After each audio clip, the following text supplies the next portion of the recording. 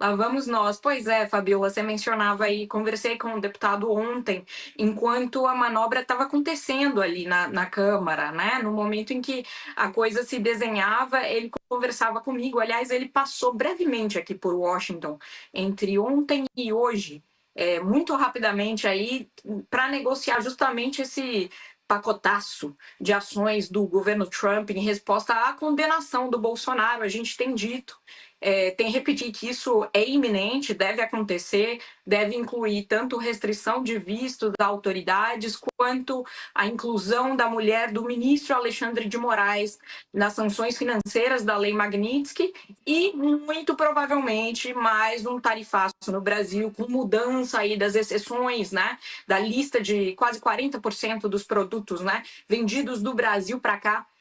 Isso vai mudar. A gente já adianta para vocês que isso vai mudar, ainda pendente do anúncio do governo americano, mas conversando com as fontes aqui do governo Trump, já está bem claro que virá. Não sabemos quando, mas virá nos próximos dias, Fabiola. E o Eduardo estava aqui e aí ele me contou muito claramente sobre essa manobra, me disse que se trata aí de uma manobra justamente para salvar o mandato dele. O Eduardo já tem pelo menos 2 dezenas de faltas, né? Ele está aqui nos Estados Unidos desde fevereiro, 120 dias ficou em licença, um direito que ele tinha como parlamentar. Essa licença acaba e começa a contar as faltas. Ele até tentou ficar remotamente, registrar a presença remotamente, isso não foi possível, e agora ele e o PL estão usando aí essa brecha, né, de uma do período que o Eduardo Cunha era presidente da Câmara, lá em 2015, e que em alguns momentos abriu essa exceção para que líderes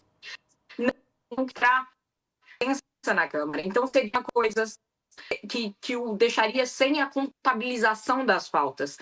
Com 3 a 4 meses de falta, Fabiola, ele já teria, digamos assim, um caso fechado para que a casa pudesse cassar o seu mandato por falta, sem nem ter que discutir o mérito da atuação política dele, né? E é exatamente isso que o Eduardo quer evitar. Ele me contou isso muito claramente, que então os colegas dele lá continuarão trabalhando como lideranças partidárias. É um trabalho que é muito difícil dele fazer daqui, inclusive. Tem que orientar a votação no plenário, tem que distribuir o microfone, enfim. Mas como o PL é o maior partido fora do governo, tem a prerrogativa de escolher o líder da minoria e decidiu embarcar nessa manobra. Com o Eduardo, ele diz, olha, a questão nem é salário, porque o meu salário minha conta bancária está bloqueada por conta justamente da atuação dele aqui, por provável coação de autoridades e obstrução de justiça. Ele está investigado e o ministro Alexandre de Moraes já bloqueou essas contas. Mas ele diz que é uma questão política e que, então, conta muito abertamente que essa manobra está sendo feita para salvar o mandato dele.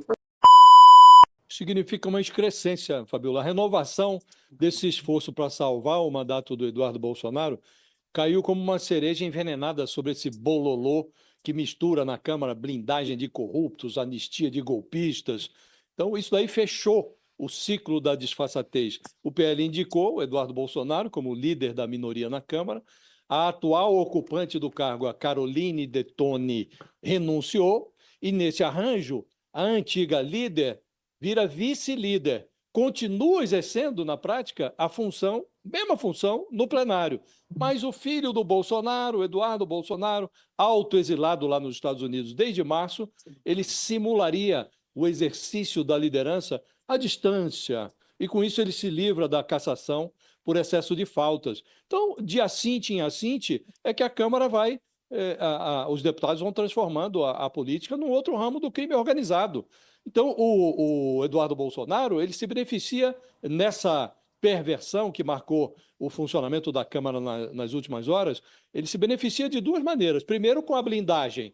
Se prevalecer no Senado, essa blindagem vai livrá-lo daquele inquérito em que ele se encontra, inclusive, já indiciado por conta das perversões, das transgressões antipatrióticas que ele executa lá nos Estados Unidos, cavando sanções para interferir no processo judicial aqui no Brasil e para humilhar a economia brasileira, impondo sanções às exportações do Brasil. Então, está indiciado já num processo.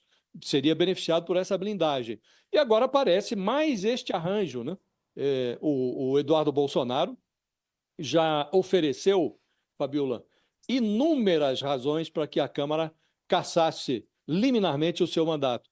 Há farta justificativa para a cassação do mandato do Eduardo Bolsonaro, mas em vez de cassar, a Câmara vai buscando formas de salvar o mandato dele, de evitar esta cassação, que, aliás, o tornaria inelegível, né?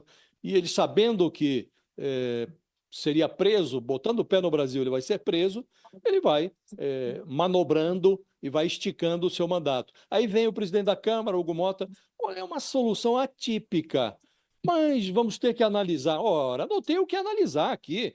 Tem que indeferir liminarmente, inclusive porque estão usando lá uma decisão adotada lá atrás, ainda na gestão do Eduardo Cunha na Câmara. Aliás, Eduardo Cunha, que é o modelo do Hugo Mota. Hugo Mota era um afilhado político do Eduardo Cunha, um protegido do Eduardo Cunha, mas não faz o menor nexo. É uma decisão lá de 2015, aplicada agora, numa legislatura absolutamente diferente, por razões diversas, e há um artigo no regimento interno da Câmara que condiciona a presença de parlamentares no exterior a uma autorização da mesa diretora da Câmara. Não consta que o Eduardo Bolsonaro tenha essa autorização. Então, não é só atípico, não, é absolutamente ilegal. Deveria ser declarado imediatamente ilegal, improcedente, que não vai ser aceita essa liderança supostamente atípica, né? Mas não, o Hugo Mota, sempre benevolente com essas manobras, ele diz que é atípico, mas vai esticando, vai mantendo. E o Eduardo Bolsonaro finge exercer o mandato desde os Estados Unidos. Pouco acrescentar diante do que falou o Josias e do que você traz aí, Fabiola, porque o efeito prático é o seguinte: você vai dar ainda mais status a alguém que deliberadamente, e ele fala, né? Na verdade, o deputado tem dito isso de maneira muito clara, tanto nas entrevistas que dá, como nos áudios que foram interceptados nos áudios que foram publicados pela Polícia Federal no inquérito por coação no curso do processo, né? Ele diz claramente que está sancionando, que está agindo para prejudicar tanto a economia quanto integrantes do Supremo Tribunal Federal, para barrar um julgamento que agora já foi concluído, né? E a Câmara dando um status a quem cavou penalidades a setores muito importantes da economia brasileira. Lembrem-se, então, aí os senhores produtores de laranja, os senhores produtores de pescados, que, por exemplo, são dois setores que foram muito afetados pelo tarifaço. Não vou nem falar do aço brasileiro, que, né, também está sentindo o aperto do tarifaço. Lembrem-se aí que a Câmara está dando um status ainda mais elevado a um deputado que foi lá buscar